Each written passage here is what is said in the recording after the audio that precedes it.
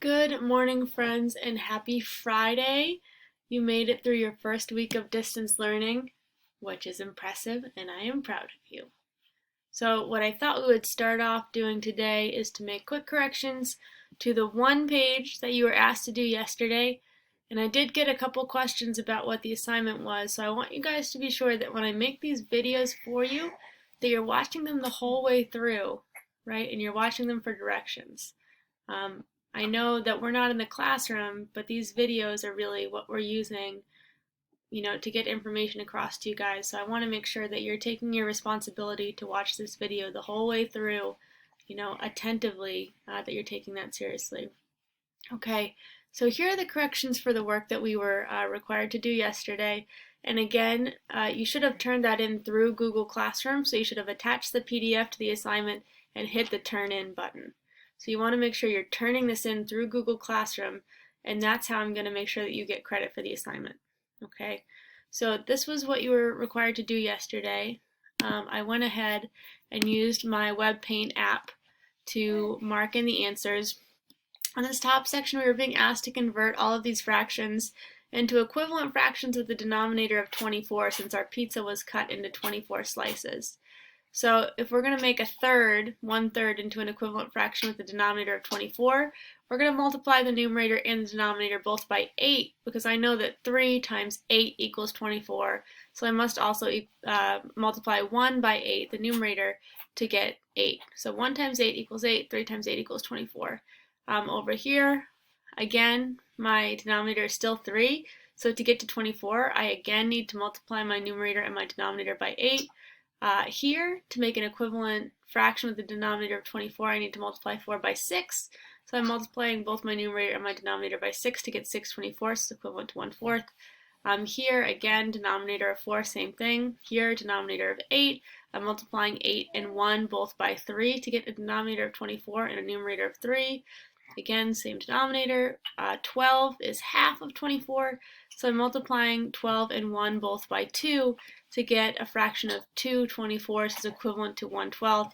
5/12, again, I'm multiplying both the numerator and the denominator by 2, so I'm going to end up with 10 24ths.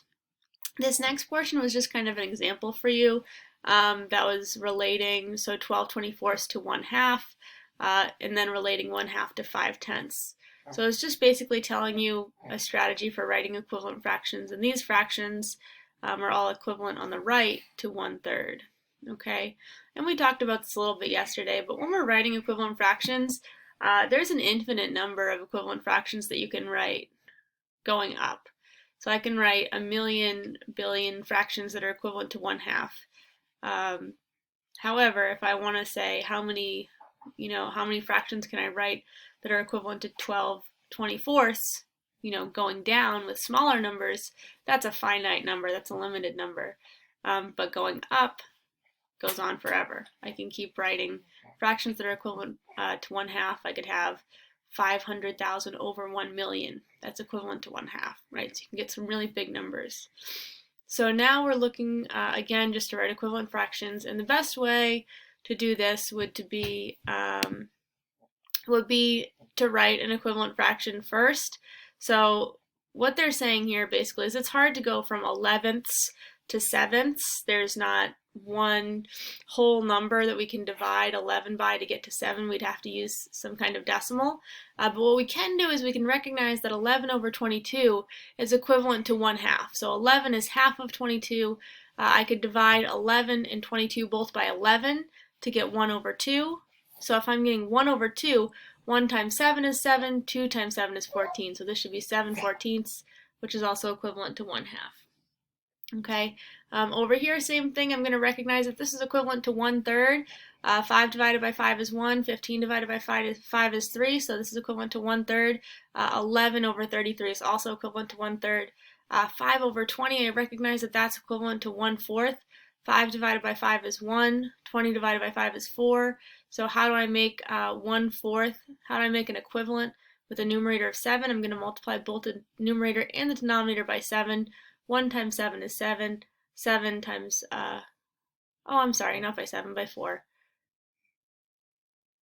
No, by 7. So if I have 5/4 should be equivalent to 1, right? 1 times 7 is 7. 4 times 7 is 28. Sorry, I confused myself for a second there.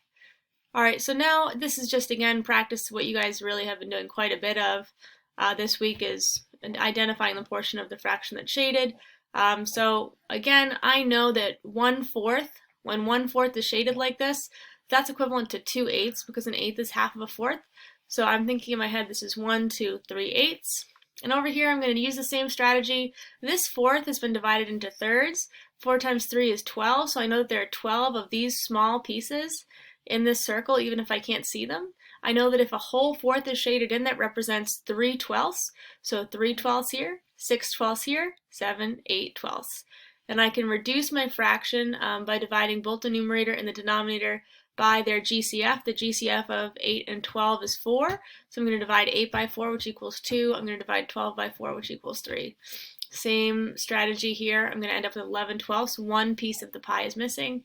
Over here, same strategy. I know that my fifths are being divided into thirds, which means 5 times 3, there's 15 little pieces here. There's 2 missing, so I know that there are 13 15ths that are shaded in if only 2 are missing. Bless you, Parker. All right, so let's take a look at our classwork for today.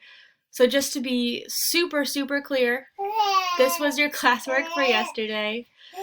This was your classwork. Yes, I know you want to do the math. We'll do it later. All right? So I know your classwork from yesterday we just went over. This is going to be your classwork for today. So this was yesterday. You're going to scroll down. And again, I'm going to attach this PDF for you guys again. So you're going to scroll down a little bit. And you're going to have 2 pages of classwork today because this one page is very simple and it will not take you very long. You're going to zip through this. So this page, you're just going to circle the larger fraction. This is what you've done before, and the only difference is that instead of writing this in terms of a fraction, that they've written it in word form. So instead of writing 1/5, they've written 1/5. Okay, but you're still going to circle the larger fraction in each pair. So I think you guys are going to buzz right through that. And be mindful, right? Be mindful, are any of them equivalent fractions? So you might need to write out the fractions and determine if they're equivalent. Maybe they're the same size. Okay. Part B, the second page in your classwork. So today for your classwork, you're doing 2 pages. So this first page here, which you're going to zip right through, and the second page here, the first page in Part B. Okay, so when I get emails, they're like, oh, do I finish the packet? Do I do this? No, just do this page and this page. Those are the 2 pages you're responsible for today. This page is harder, this first page in Part B.